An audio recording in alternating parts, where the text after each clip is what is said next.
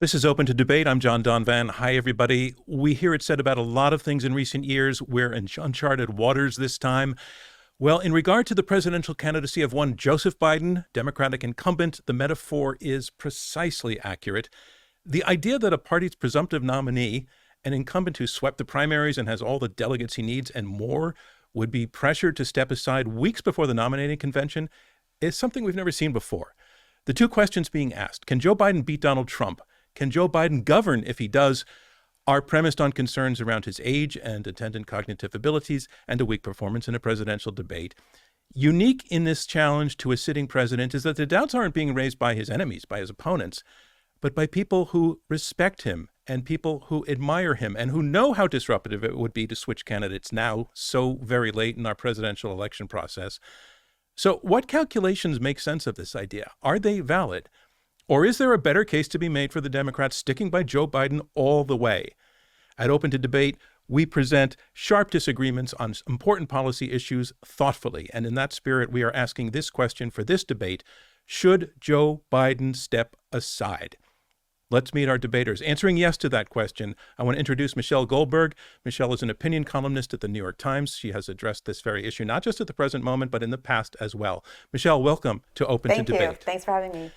And here to answer no to the question, should Biden step aside, Dimitri Melhorn. Dimitri is a tech executive and political strategist who co-founded the investment fund called Investing in Us. He works to fund organizations that have the infrastructure to beat Donald Trump. Dimitri, welcome to the program. Thanks for the opportunity. So let's get to our opening statements. We want to ask each of you to take a few minutes to explain your position, why you're answering yes or no to the question, should Joe Biden step aside. Michelle, you're answering yes. Here's your chance, please, to tell us why. Sure. Well, before I do that, I want to say what I think Dimitri and I agree on, which is that Joe Biden in any condition is preferable to Donald Trump, and a second Donald Trump presidency would be an almost unthinkable civic emergency and a fundamental threat to democracy. So this isn't a question about, kind of whether or not which one of these two candidates is better. It's about how do we stop this steam train that, or how do we stop this kind of march off a cliff that we now seem to be headed towards? As you said before, and in full disclosure, I've been on the Joe Biden is too old train for a while. I wrote in 2022 that he was too old for another term and that he shouldn't run. And at that time, as every time I've written about this since, the majority of Democrats and Biden voters and even people who approved of Biden's presidency agreed with me. The polling has been pretty consistent that voters wanted another choice in these primaries. So I wrote in 2022, Biden has been a great president, but he is too old and shouldn't run for re-election. I wrote the same thing in 2023. I wrote something similar in 2024 after the Her report came out. And even though I saw that report, I think as a lot of Democrats did, as a political hit job, I also thought that the reason that people reacted to it so with such panic was because it seemed to confirm a lot of people's worst fears about Joe Biden. And what I wrote then is that if Joe Biden can't go out and campaign and do more unscripted events and town halls and podcast interviews and the sort of thing that would let people see for themselves whether or not that assessment was accurate, then he should step aside. So nevertheless, when you guys contacted me a little bit before the debate and asked a little bit before Joe Biden's debate and asked if I wanted to argue this point, I was very reluctant because at that point I thought, it's too late. It's not helpful to say that he should drop out when there's no indication that he's going to. And so I didn't really want to, I kind of wanted to bite my tongue. And then the debate happened.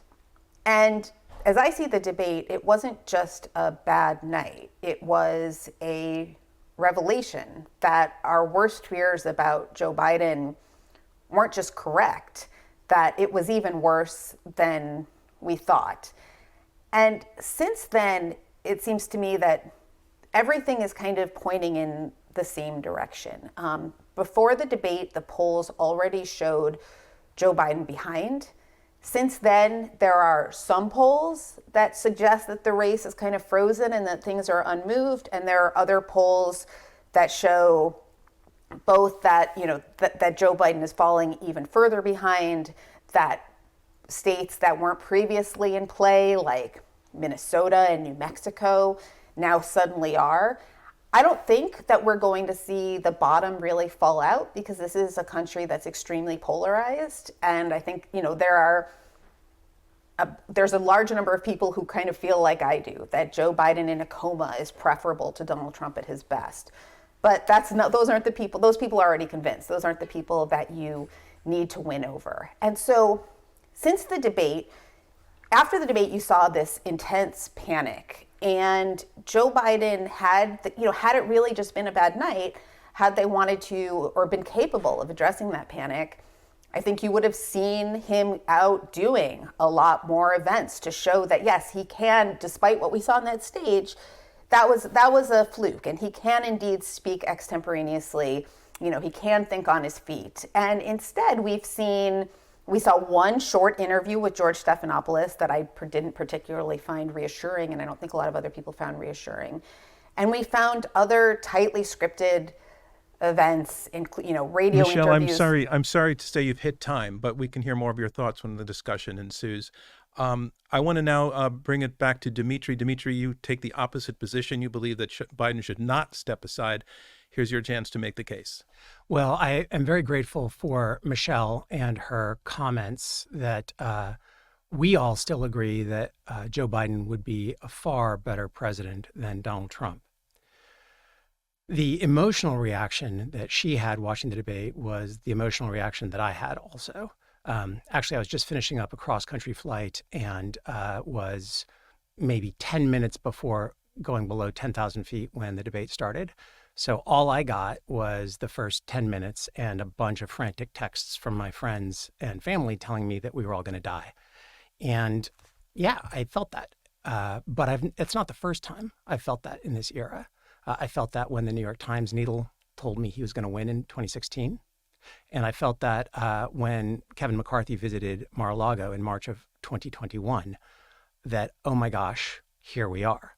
And the sinking feeling is that a movement like Trump's can absolutely win in America. If you're familiar with Huey Long or D.C. Stevenson or the Jim Crow South or any of a number of things, there's always been a core of maybe a quarter or so of the public that it's not despite Donald Trump, they want Donald Trump. And that has always been alarming.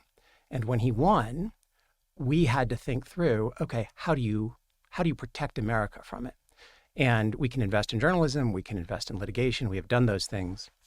But at the end of the day, you have to actually get someone to win the Democratic Party nomination and then beat Donald Trump. And Democrats are not that good at winning the White House in general. And since for a few years now, it has been clear to us, no matter what we want, that Donald Trump is the one person who can actually unite the Republican Party and give them a chance against Democrats.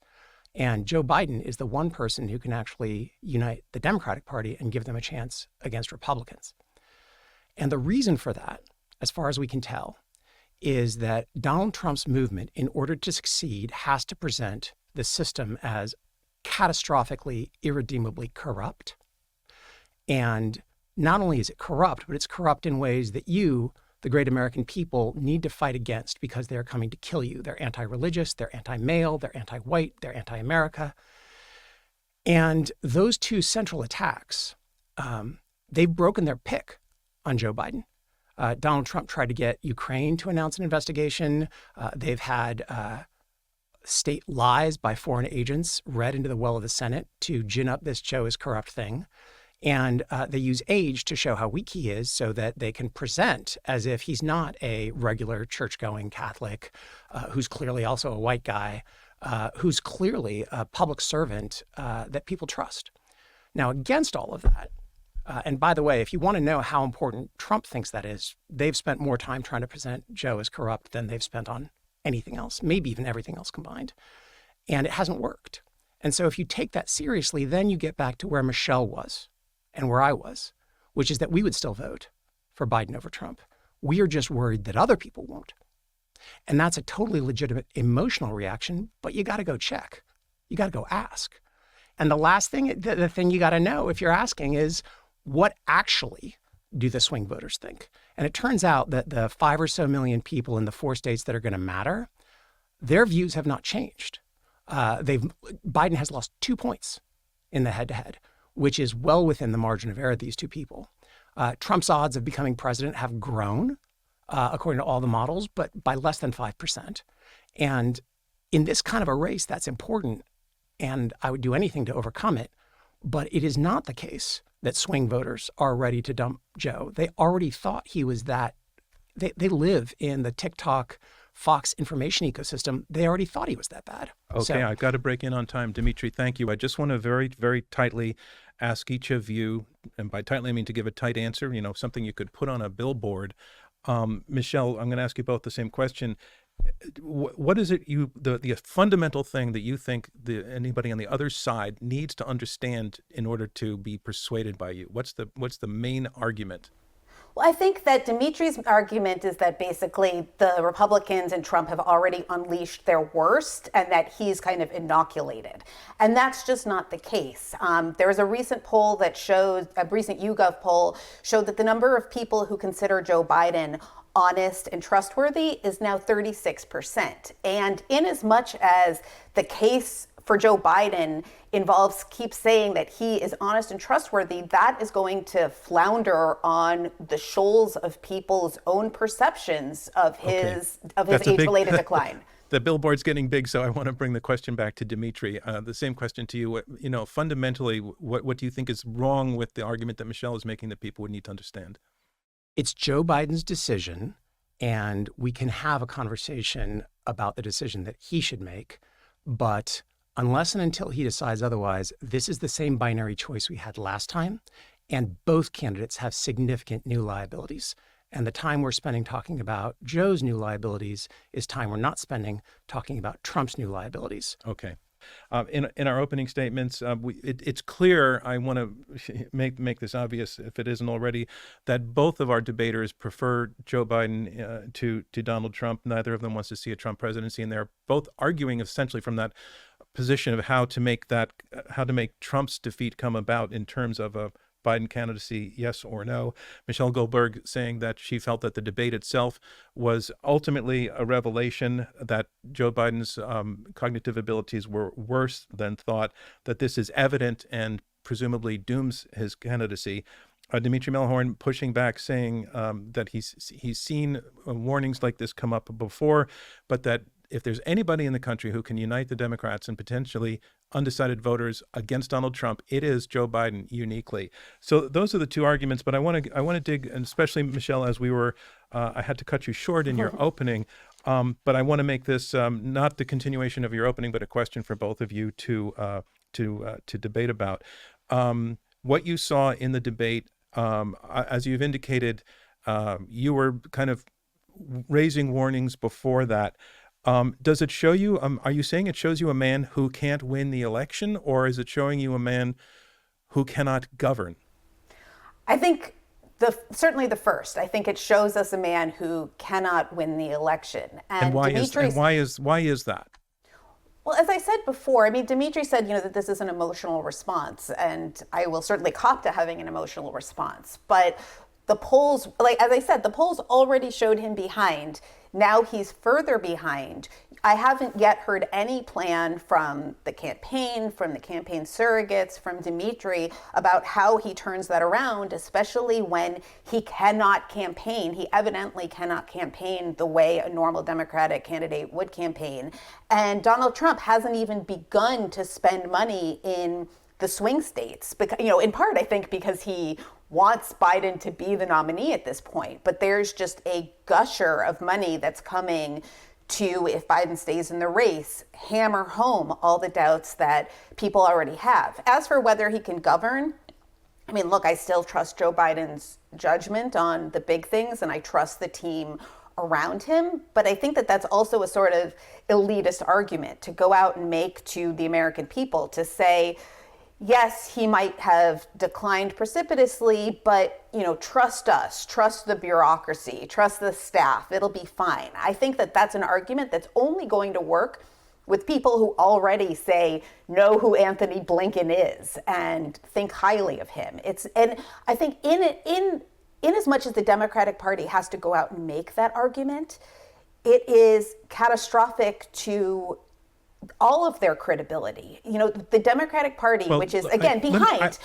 We cannot run a campaign whose slogan is "Believe us, not your own lying eyes." So your answer is more to the issue of being able to campaign effectively than to being governed effectively. So that's the piece I want to bring back to Dimitri.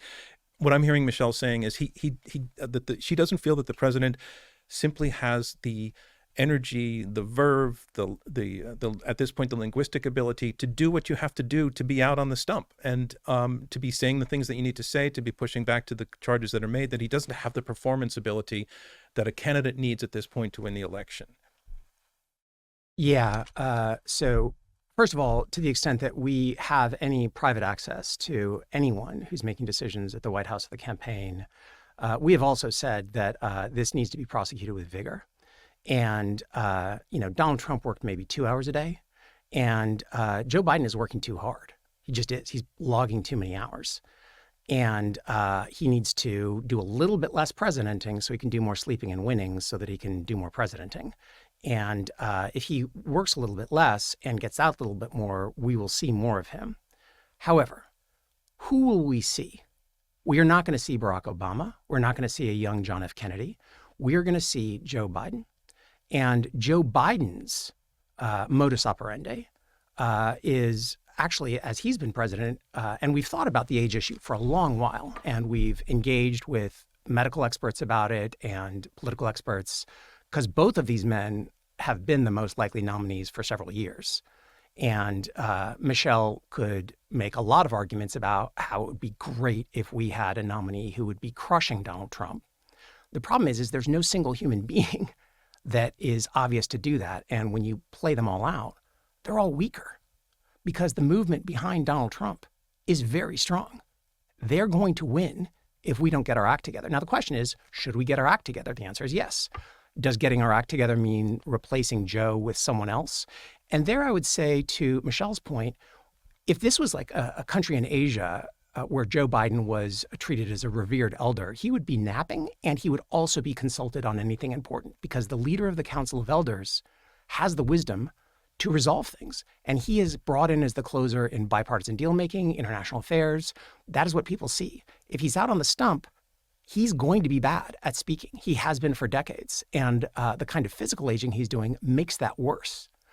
So he needs to sleep less and go out more.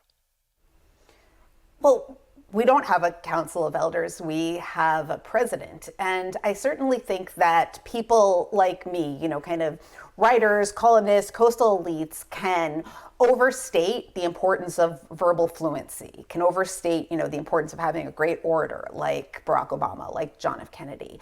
But that's different than the fundamental question of communication, what you're communicating. Joe Biden, Donald Trump, although he also cannot speak in coherent sentences, does know how he is an efficient or an effective demagogue. He knows how to hammer home a message.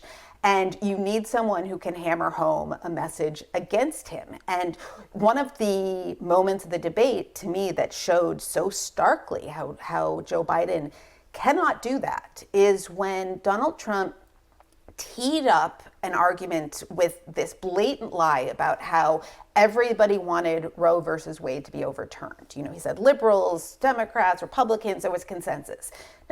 I think people in the audience know that that's ridiculous. But instead of, kind of taking on this softball, Joe Biden started talking about a woman who was murdered by an undocumented immigrant. It was baffling. And if the argument is Joe Biden is working too hard because he is not capable of simultaneously presidenting, as Dimitri said, and campaigning, to me, that's an argument for him. Right now, that is the job. The job of a president running for re-election is to do these two extraordinarily difficult jobs simultaneously. It's a huge lift for a 50 or 60-year-old, and I just think we're seeing that it is an impossible lift for an octogenarian.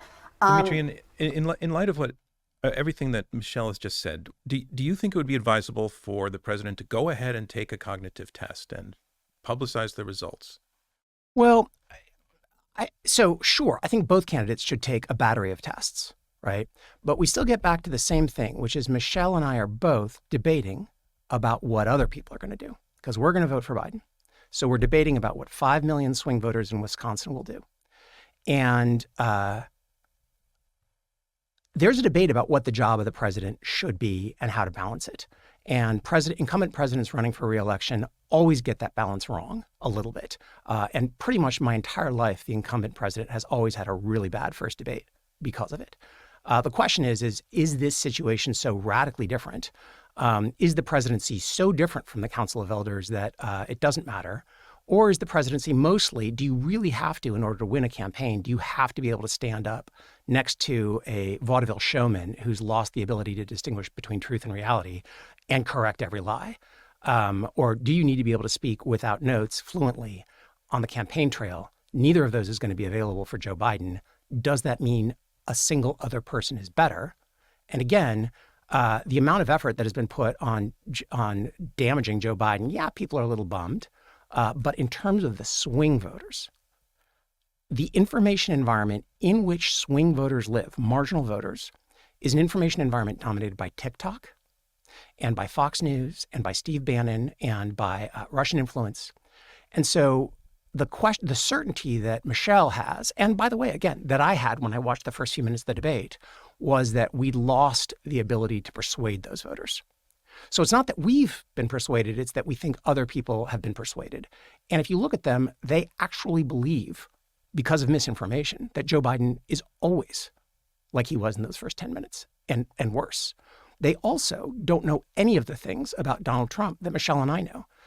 So they if they look at, if this is the same choice as 4 years ago thus far, unless there's a big change, which would be super risky. And if Joe makes that change, we'll support the vice president to prosecute the case.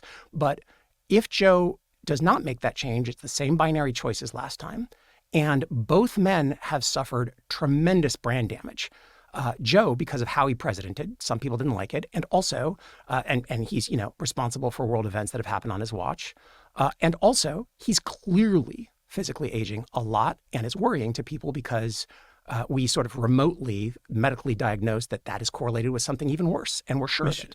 Michelle, so the part of Dimitri's answer where he said that folks are only seeing that moment repeated again and again, and that there's another Joe Biden, there's a Joe Biden who's more coherent and cogent and alert and effective.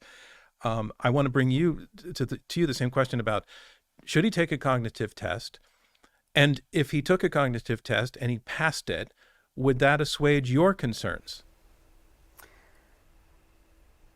Whether it would assuage I think, yes, he should take a cognitive test. And I would say that it's in some ways a measure of just kind of how dire the situation is, that even, say Gretchen Whitmer, the governor of Michigan, is calling on one of Joe Biden's, staunchest defenders, is saying, yes, it would help if he took a cognitive test. And Dimitri is right that this is in some ways a kind of second order debate, that we're arguing about the perceptions of people who are far outside our own milieu. But they're not a black box, right? There are focus groups, there are polls there. And I don't find the argument that, well, they already live in an information environment that is tilted towards reaction because, they're getting information from TikTok and various news organizations run by Rupert Murdoch and Steve Bannon alike.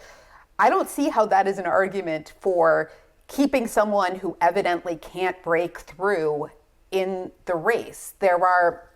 And I would also say, it's not that I'm sure that someone else could do better. It's that I'm sure that Joe Biden his campaign is in a kind of a death spiral. And so when you're in that sort of situation, the right thing to do is take a gamble. There are some polls that show Kamala Harris performing better against Donald Trump than Joe Biden. I think we have to take seriously the fact that that's before she's being hit with an avalanche of vicious propaganda and misinformation and just kind of old-fashioned negative campaigning.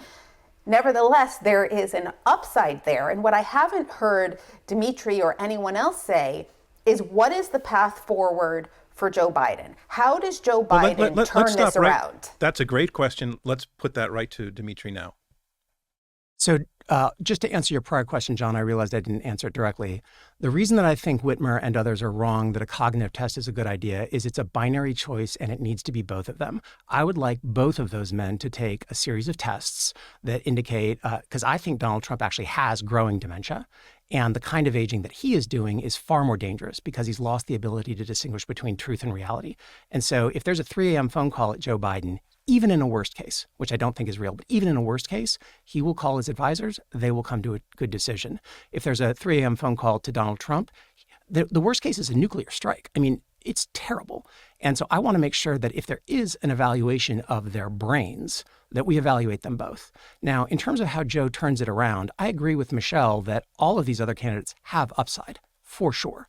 The question is the aggregate upside versus the aggregate downside better or worse? And a single named human being has to beat Donald Trump. And the thing that is soul crushing for patriots like me and Michelle is that Trump is probably going to win, no matter who we put up. He was probably going to win in 2016. He's probably going to win this time. And so the question is, how much risk do we take? How certain are we that Biden is going to lose? And we do have to look, because we are in a different milieu. We have to look at the evidence. There are models, all sorts of models that bake in polls in all sorts of ways.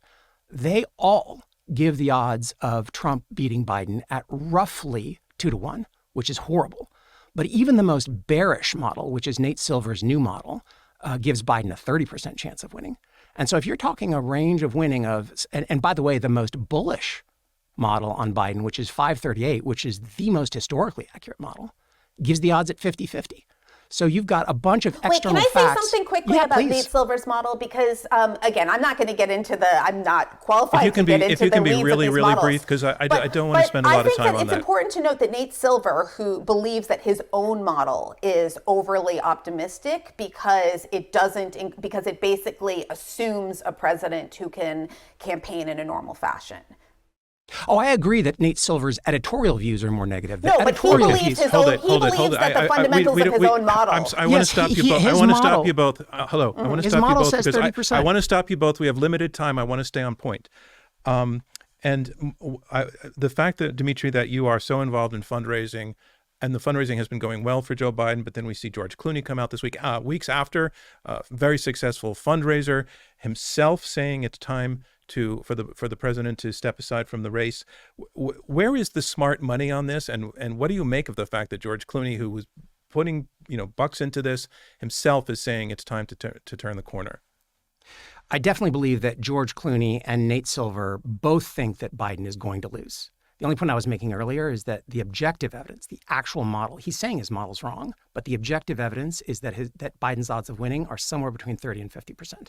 There are lots of opinions to the contrary. That's the objective evidence. Now, there is a problem of a self-fulfilling prophecy because we do have a binary choice. And right now, those 5 million swing voters, I'm saying that they're removed. They don't know about the downsides of the two candidates in the last 4 years. When they look up, they look over at the Republican Party and they look at the Fox News media elites and the elected officials and the donors on the Republican side, and there's nothing to see there. Just a bunch of matching guys in matching suits at a courtroom, no felony, they are all in lockstep trying to prevent those swing voters from understanding how Trump has changed. All of the different ways, from Roe v. Wade to January 6th to criminal convictions to insanity. And none of that is being discussed right now to swing voters because we are in this crisis. Now, if Joe gets persuaded that he should release the delegates, great, do it. We're happy. If he's not persuaded, then the path to victory is the same path as before, which is to make sure that this choice between these two men, which is the same choice that was made 4 years ago, the delta is different. Trump is more dangerous. The evidence that Biden can be a good president is more compelling. And so for swing voters. Right, but can I just say something quickly? Very quickly, Michelle, because I want to move on to something important to take to you. Okay, well, I just want to say that, the idea that Dimitri said before that that Biden unites the Democratic Party, and I think that at this point is evidently not true. And so the argument that everybody should just choke down their doubts and kind of get in line, I don't think it's feasible, because you just cannot kind of organize collective action on that scale. And I also think that it's dishonest, again, because asking the entire party to unite behind a message that they do not believe is true is going to be, it's not just fatal to their own credibility, but it also feeds into the very cynicism that Dimitri opened by saying is, such fertile ground for Trumpism. So, Michelle, that takes me to the question I wanted to put to you. So let's go to the scenario where the president is persuaded to drop out. How does the scenario work out, do you see, between now and then for the Democrats to find somebody who can win? And how smoothly can that go, or how disruptive might that be?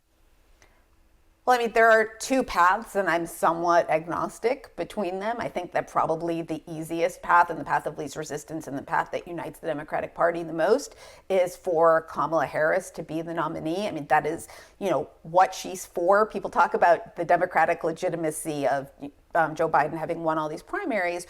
Kamala Harris was elected to be there if Joe Biden can no longer fulfill the responsibilities of his office. And so, and she can inherit the campaign treasury. So I think that is probably the path of least resistance. However, there is another path, which is to have the sort of brokered convention that we used to have in this country prior to the reforms that came after 1968. And how do you feel that will play to the party broadly and to undecided voters, and especially to the 14 million who cast votes in the primaries? Will they feel relieved by this, or will they feel disenfranchised? So I think that what we've seen so far is that in most polls, majorities of Democrats want a new nominee. They want Biden to step aside. So I don't think you'll certainly have some people. Biden has super fans. I hear from them all the time. But I think in general, people will unite behind the new nominee. And I wish I had the power of predicting how an open convention would actually play out. I think you can imagine a scenario in which it's complete chaos and infighting and all of the parties' fissures erupt, or you can imagine a scenario in which it's dramatic and exciting and, kind of the hunger of the American people for something new gets channeled in a productive direction, and they get really invested in who this new candidate is going to be. What are your thoughts on that, Dimitri? Is it chaos or is it exciting? And it could be both, of course. I certainly agree with Michelle that Kamala is the best nominee. And your question, John, gets to the point that Michelle was making, that Joe doesn't unite the Democratic Party and our arguments are dishonest and that reduces morale. And I know I'm summarizing, but broadly speaking, the argument is Biden is better than Trump. That's the argument that we're taking to the country. And Michelle agrees. It's credible. And then the question is to what Democratic Party unity looks like. When I say that Biden is the only one who can unite the party, I'm not saying it's unanimously for him. I'm saying there has to be some other individual human being. And I tell you what, if Biden steps down, my number one job is going to be to deal with the anti-Kamala people. Because the movement to oust Joe, about half of it is anti-Kamala and half of it is pro-Kamala, and they will be at each other's throats. And I could imagine a world where things are really exciting and the swing voters want change instead of, wanting order, which is what I think they want. I could imagine all of that, but that's not the world we live in. The world we live in is the Democratic Party is incredibly fractious. No one human, even though a lot of people, including Republicans, would like a different nominee than Donald Trump, at the end of the day, some of them want a DeSantis type, some want Haley type, you get Donald Trump. The alternative to Joe Biden is a highly fractured Democratic Party that while we're marching in Chicago, right, at the convention without our incumbent president because he has stepped down, we've done that play before. And this time, we'll still have the Gaza protesters, we'll still have the protesters, we'll still have the images of chaos, but we will also have the infighting plus a wave of attacks from Donald Trump. And so when Donald Trump is saying he wants Joe to stay in, he's saying, don't throw me in that briar patch. That's a lie. They've spent over $1 billion trying to make sure someone other than Joe Biden is the nominee. And they started when Trump first took office in 2017. It was his top priority to need to cap Joe Biden. Michelle, I want to ask you, if you were somebody who was in the president's circle and had the president's ear, but you had the opinion you do that he should step aside, what's the case that you could make that you think would be persuasive to him? I think that, first of all, I really hope that somebody is showing him the polls and not just showing him the polls that he wants to see. I mean, I was pretty alarmed when he said on George Stephanopoulos that the polls he's seeing are 50-50, which Dimitri, I think, agrees is not the case overall. And also when he said that, he doesn't believe the polls. We've had polling errors, but the polling errors in the past two presidential elections have underestimated Donald Trump's support. So why exactly should we assume that the polling errors are going in the other direction now? And I think what I would ask him to imagine is what I imagine often in a kind of cold sweat, which is, imagine what it will be like if, despite all the warnings, despite all the obvious flashing red lights that we are in an extremely dangerous situation, we kind of trudge forward and Joe Biden doesn't just lose, but he loses in a landslide, which is what the polls are suggesting is possible right now. Because when Donald Trump won in 2016, there was a feeling that it was a fluke and that the American people had not by any measure given him a mandate. And there was instantly an enormous amount of resistance. If Donald Trump wins overwhelmingly, not just him and his circle now know how to work the levers of government in a way that they didn't know going in before. They now know, sort of not to rely on the quote unquote adults in the room. They're going to be, I think, a much more effective operation. But there's also, if they have a kind of a mandate behind them, if they have a trifecta behind them, because again, I think it's very telling that you have senators in tough races like John Tester and Sherrod Brown. You have frontline members of Congress like Pat Ryan and Marie Gluesenkamp-Perez and others. They're the ones who are saying that this isn't tenable. And so the polls suggest right now that it's not that these other candidates are going to have kind of reverse coattails and be able to help Biden kind of white knuckle and gut this out and win by some break through by some small margin. Right now, Joe Biden and the kind of despair and grief that people feel about this election threatens the Democratic Party more broadly. Dimitri, you know Joe Biden. Do you think he would be persuadable with a scenario that is depicted the way that Michelle just has, as a politician, as a man who wants his place in history? So I think that Michelle and a number of other people got a couple things wrong about the Stephanopoulos interview. I have been seeing flashing red warning signs about Donald Trump since the escalator came down. Michelle's been seeing flashing red warning signs about this kind of a movement. I mean, she's written books back to 2007 when I was just in the private sector. We all see this warning sign coming. And even though I have some influence, overwhelmingly, the likelihood is Trump is going to win or lose regardless of what I do. And so I know the dread that I will feel the following morning. And to keep myself sane, or at least close to it, the only thing I can do is say, do your best. That's all you can do. And that's what Biden's doing. And so his question, when he asked about the polls, his question is, what do the polls say? And he responds, the polls are tied. And Stephanopoulos scoffs. And I think Joe's right and everybody else is wrong, including George, because they are tied. Right now, Joe Biden is ahead in electoral college votes representing 251.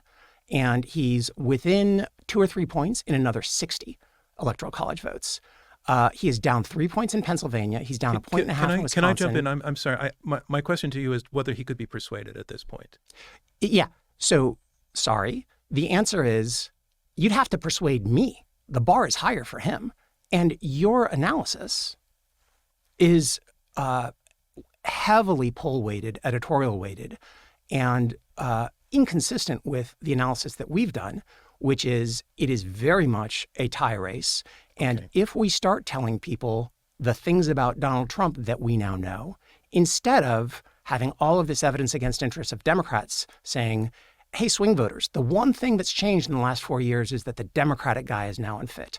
That's a pretty horrible message. I want to bring in some other members of our audience who have been listening to the debate so far, and we've invited them to stir things up with some questions of their own. So first, I want to welcome in Molly Ball. Molly is a senior political correspondent at the Wall Street Journal. Molly, welcome, and thanks for joining us on Open to Debate. Please come on in with your question. Hi, thanks for having me. This has been so interesting. As you both have noted, we're sort of debating a decision that is fundamentally Joe Biden's to make. And so my question for Michelle is, if he doesn't make the decision that you want, how far do you think this is worth taking? Do you think it's worth continuing to press and trying to force him out in some manner, going all the way to the convention? And the question for Dimitri is sort of in the opposite direction. I, for the past year, have been hearing Democrats making these recommendations for what Joe Biden needs to do, and they're still framing it as a sort of audition. He needs to get out there more. He needs to do more interviews. He needs to, demonstrate fitness in this or that way. And he persistently refuses to do those things. So my question is, isn't it too late for him to turn this around? And then I'd like to hear both of you, since you seem to believe that Vice President Harris is the most likely replacement, get into a little bit more of what you see as her strengths and weaknesses as well.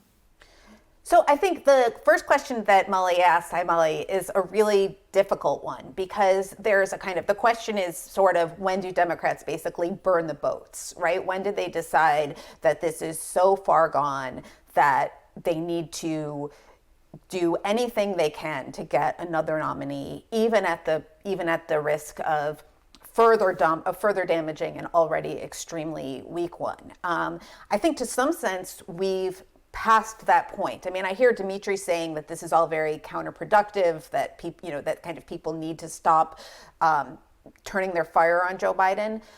But again, I think that although you can't quite quantify the mood out there, you can't quantify the kind of climate of opinion, I think we've passed the point where people are going to be able to swallow their terror and their doubts and their desperation for a stronger candidate. So you have an op-ed like the one that George Clooney wrote.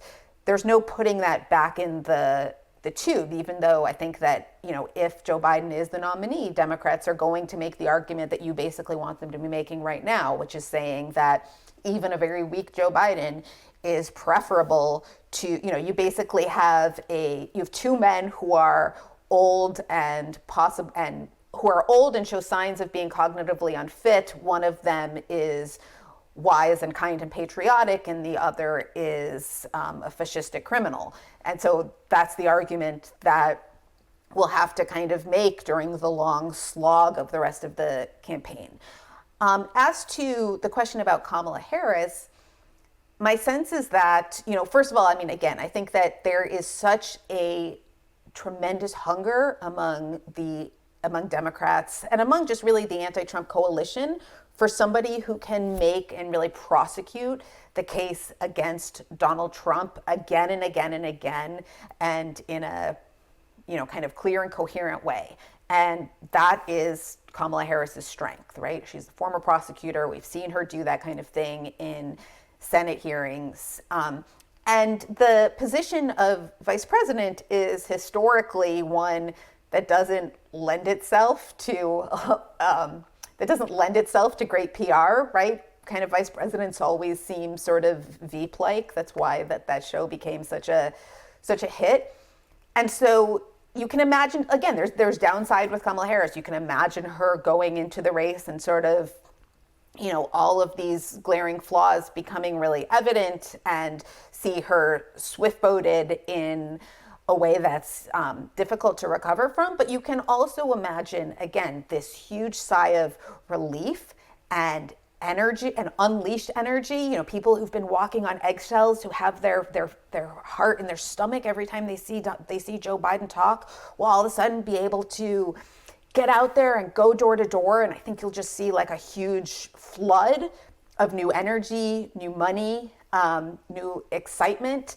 And I think that in the best case scenario, Kamala Harris can make this election a referendum on Donald Trump, whereas as long as Joe Biden stays in the race, it's going to be very hard to make it anything but a referendum on Joe Biden. So the question to you, Dimitri, was the president has been getting advice for quite a while from members of the party. Try to do this, try to do that. And Molly's question is, are we at the point where it's too late for him actually to take and execute advice that he might be getting? Look, it is if Joe were to choose to step down, and basically what that means is pass the torch, release his delegates, it is not too late for him to do that. So to the extent that he's open to the kind of advice that Michelle is offering, it's not too late for him to do that. The point that I was making earlier is that I think it's not going to be a referendum on Donald Trump no matter what. Whoever else is up there, Trump and his team are going to make it a referendum on that person. And no one else has the kind of, like, it is a lot harder for Donald Trump to make the argument that everything is so corrupt and bad that it's irredeemable, and you have to fight those corrupt people because they're anti-Christian, anti-male, anti-white. It doesn't work. And so if we lose that, we may gain a relief. We may gain a lot of energy. And I certainly agree with Michelle's point about the prosecutorial upside of Vice President Harris. I think there is a lane there that I would be very excited about supporting. And also, there are downsides that I would be terrified about dealing with. And so the emotional pleasure of that minute, the first time Kamala gets up there and says something that you think is not optimal for beating Trump, you're going to feel that same sinking feeling. Wait, no, can I just ask you a question, Dimitri? Because you've made this point a couple of times about, that kind of, that Joe Biden is somewhat inoculated from what you might call these culture war or identity-based attacks. But people already feel, as you said before, kind of undecided voters already feel that he is too old. They think he's basically I think that they have an exaggerated view. I think they think he's basically a dementia patient. I mean, that's what you see on TikTok. That's what the focus groups of undecided voters tell you. And so how do you convince them? You say that, you want them to tell them that everything is not as corrupt as Donald Trump is saying it is. But what they're seeing is a party and administration that is covering up or attempting to cover up something that is extremely evident to them. And so how does that not encourage the same sort of intense cynicism that you're describing?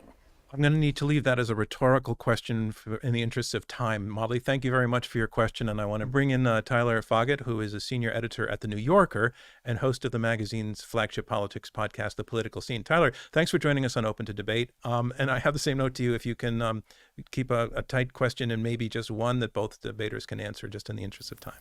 Yes, I'll be as tight as possible. I'm wondering how both of your positions would change, if at all, if Joe Biden were running against Mitt Romney instead of Donald Trump. Okay, so I guess I'll go first. One, I think that it would be less existential, so that, I think that none of us would worry about if there's going to be another election in 2028 if Mitt Romney were the Republican candidate. And so it would be, the bar for taking such drastic action is relatively high.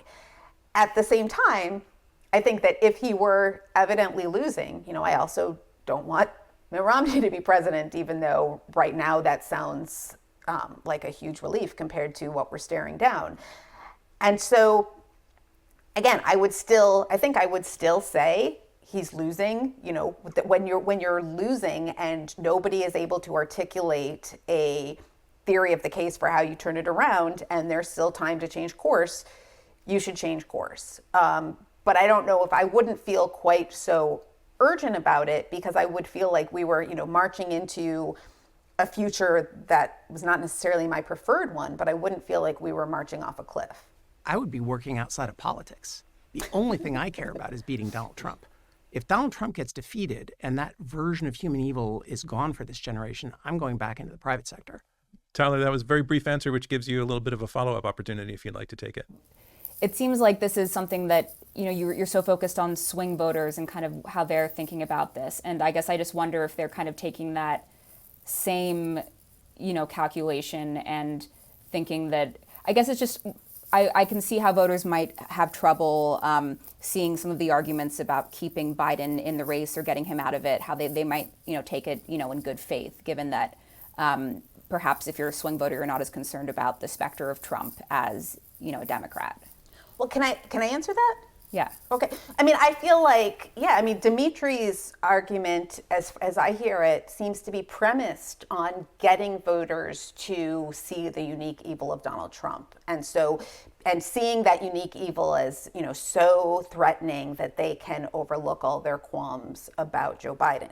And I certainly feel that that's the case. But I feel like if you feel that's the case, you're kind of by definition not a swing voter. Swing voters, anyone who sees Donald Trump as a kind of fascist menace is already on the Democratic side. And so you need to convince people who are already not convinced about the unique danger of Donald Trump, who are very skeptical about Democratic intentions, and I think who are not going to be amenable to arguments about a quote unquote council of elders, or about the idea that you can have, these are, a lot of these are people who think that the president sets the price of gas. So trying to tell swing voters, well, he's going to have a wise team around him and can still be trusted to make good decisions, I actually think that argument is true, but I think it's a very hard one to land with people who don't share your priors or don't share my priors. We have a lot of theories about how presidential elections work that lead us to believe that there are 5-10% of the evangelical population might leave the top blank. Young urban voters might vote because of Roe. The rule of law, pro-Reagan Republicans might leave the top blank. And then the actual swing voters, they don't believe either me or Michelle. They believe us both. They believe Biden is too old. They believe Trump is too dangerous. And they're going to be processing all of this information in 80 days in a bunch of different contexts. And in that environment, I still think it's a tied race. It's very close. It's slipping away. And I'm not blaming Michelle. I'm not saying that the public criticism is the problem. Our coalition is going to be public about things. So, Donald Trump bronzes himself with makeup to look young. No one says a thing. The Biden team does things to try to protect Biden a little bit. And it's, the biggest story in the world. So it is a problem. We just have to go back to the campaign, which is letting these swing voters know it's a binary choice. Tyler, thank you very much for your question. I now want to bring in Dr. Julian Zelizer, who is a professor of history and public affairs at Princeton, and also has a book coming out shortly called Our Nation at Risk. Julian, thanks for joining us on Open to Debate, and please come in with your question. Thanks for having me. I mean, my question is, what might happen between now and August 19th when the convention starts that would change your position? And that's a question for both of you. Biden could do a bunch of unscripted events. He could, people keep saying, people who are sort of on the fence about Biden keep saying, or people who want to believe in Biden keep saying, well, he just needs to get out there and do a bunch of town halls and talk to people extemporaneously and kind of show that the debate was a fluke. And, so to me, it speaks very loudly that he hasn't done that. But if he did, and he did really well, obviously that would change my position. And, and I think if the polls either, stabilized or reversed a little bit. Yeah, we huddled as a team to discuss that issue after President Biden's debate. And fundamentally, the very first question we asked is the medical situation different from what we'd thought? Do the brain health experts that we've retained think that maybe he's taken a turn that reduces his ability to perform? Or is it just more of the physical stuff that makes him look bad because of how he is? That has already happened, is my point. My point is that we've already run that scenario. That was the thing that could have happened.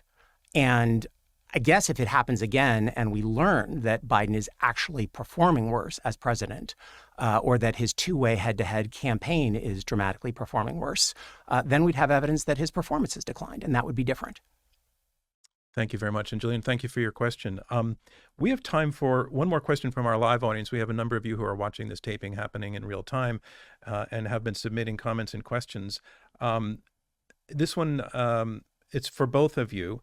I would like to hear Dimitri's take on how to make Biden a viable candidate, what to do at this point to improve the situation. And the question to Michelle will be, how do you do the same for an alternative candidate? How do you, in other words, how do you, at this point, if you're going to continue to sell Joe Biden as president, how do you sell him? And if you're going to try to sell an alternative candidate, how do you sell that alternative? As the question was phrased to you first, Dimitri, I'm going to go to you first with it. Basically, here, Michelle and I are exactly aligned. What Biden needs to do is get out there, more Joe. So he's got the NATO summit that's prevented him from coming out. And, there are some commitments that he can't get out of. But he needs to stop traveling overseas to war zones. Like, guys, you got to make that phone call. Like, he needs to be here and visible. If he's here and visible, I believe, and I'm right, if I'm right about his actual age and how it plays out, if he's here and visible, people will see all the bad things about him and they will contextualize it with all the good things, and then they'll go pay attention to Trump, and then we win. That's the play. And Michelle, question literally, please talk about how to make an alternative candidate viable. I think guess a lot of that depends on the candidate itself. Right. I think an alternative candidate is viable. I mean, you already see polls that show, and some of these are difficult to, it's not quite apples to apples because, when they poll someone like a Gretchen Whitmer or Gavin Newsom or Jared Paul or whoever, they're just not as well known. So you have a lot more undecided voters. But you see in there's been a number of polls now where Kamala Harris is 1 or 2 points ahead of Joe Biden. Some polls where she's 1 or 2 points ahead of Donald Trump. In those same polls, Joe Biden is behind. Now, obviously that can change, but that shows that there is an electorate out there that is hungry for a new candidate. And that's what they've been telling us all along. When you look at polls, kind of all through the primary race, before the primary race now, people do not want to have to make this decision. They want an alternative. And so I think it would be, we're giving you an alternative. This is the candidate who can get us past the misery of the last 8 years. And, I think that there is an anti-Trump coalition out there, and you would need a candidate who can unite and excite it. Okay, now we're going to pivot to our closing round. And in our closing round, each of our debaters makes a summary statement. Michelle, you are up first. Your opportunity for your closing remark one last time to explain why should Biden step aside. So I am open to being, I actually wish that Dimitri could persuade me because, as we've said before, we're both aligned on the threat that we're facing. And because Joe Biden has been so stubborn about continuing on this race, I would be relieved if I heard an argument for how he could win it. But I feel like we still haven't heard that argument. The best case scenario is that the debate didn't hurt him that much, but he was already behind. And I have not seen any viable plan for changing that trajectory. Meanwhile, you have a vice president as well as a deep Democratic bench of people who wouldn't be guaranteed to beat Donald Trump, but would have significantly more potential to go out and drive home an anti-Trump message day after day after day. And, this is unprecedented. It would be a difficult thing to do. And when people are terrified, as I think I'm terrified, as a lot of people are terrified, the natural response for a lot of people is to freeze or to wait for someone else to act. We saw the Republican Party, when they didn't want to be captured by Donald Trump, but they had a collective action problem. As long as there is still time, and as long as the situation is this dire, I just don't see the argument for saying, well, we're probably going to lose. I think that people just need to be doing, the situation we have right now is fundamentally untenable. And the only people I hear making a case for how you move forward are making a case for how you move forward with a different nominee. Thank you very much. And at this point, Dimitri, you get the last word with your closing statement. Once again, your last chance to explain why you do not think Joe Biden should be stepping aside. So one of the things I've learned from this debate is I need to be more public about the path for Joe to win because we see it. And we've been working on it for a long time, and we need to communicate it better. I agree certainly with Michelle that the Democratic Party's bench is fantastic, and I'm very excited about it. And that's why if we can just beat Trump this one more time, things are good. I'm just saying right now, the binary choice that we have, Joe, if we think Trump is most likely to win, is more likely than not to win, what's our best chance of defeating him? That's my only argument. When I was 9 years old, The Empire Strikes Back came out, and I saw it in the theater. And so I was there with Luke when he met Yoda. And when he met Yoda, he was told to look for a leader who could protect against the dark side. And what he saw was a centuries-old, frail, rickety comic figure animated by Jim Henson. And he, like me, 9 years old, was like, that's not a leader. Because we see that leaders are not like that. We know that leaders are strong and alpha. People like us look at a big bucket of chemicals like Donald Trump and we're like, leader. However, that's not universally true. There are plenty of stories. Uncle Iroh, Dumbledore, Master Splinter. Warren Buffett made more than half of his net worth, $50 billion, after he was 83. There are cases where physical age is different from broader age. And the job of the president, in particular, is one that can be adapted to Joe Biden's unique set of strengths and weaknesses. When I was 12 years old, Return of the Jedi came on, and I saw Yoda again towards the end of his life. I also saw Jabba the Hutt. Donald Trump is Jabba the Hutt. He's vigorous, violent, predatory, deranged criminal. And it may be that Yoda is very frail. The Jim Henson animation is very frail, but everybody I know would choose Yoda over Jabba the Hutt in any circumstance, including the Return of the Jedi circumstance. So we just have to make that case to the swing voters. And the polls show that we can. The swing voters have not moved very much. The people who've moved are people like George Clooney.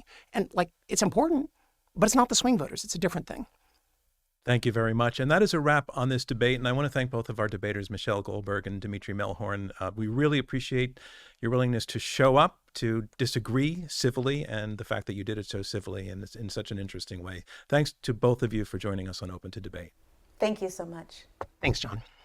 And I also want to thank my fellow journalists and other question askers, Molly and Tyler and Julian. Thank you so much for taking part in the program as well.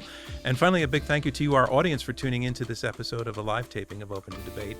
I want to remind those of you who don't know that we are a nonprofit working to combat extreme polarization through what we just saw, civil debate. And our work is made possible by listeners like you and by the Rosencrantz Foundation and by supporters of Open to Debate. Robert Rosencrantz is our chairman. Our CEO is Clea Connor. Leah Matthau is our chief content officer. Elizabeth Kitzenberg is our chief advancement officer. This episode was produced by Alexis Pangrazi and Marlette Sandoval. Editorial and research by Gabriella Mayer and Andrew Foote. Andrew Lipson and Max Fulton provided production support, and the Open Debate team also includes Gabrielle Iannicelli, Rachel Kemp, Eric Gross, and Linda Lee. Damon Whittemore mixed this episode. Our theme music is by Alex Clement, and I'm John Donvan. We will see you next time on Open to Debate.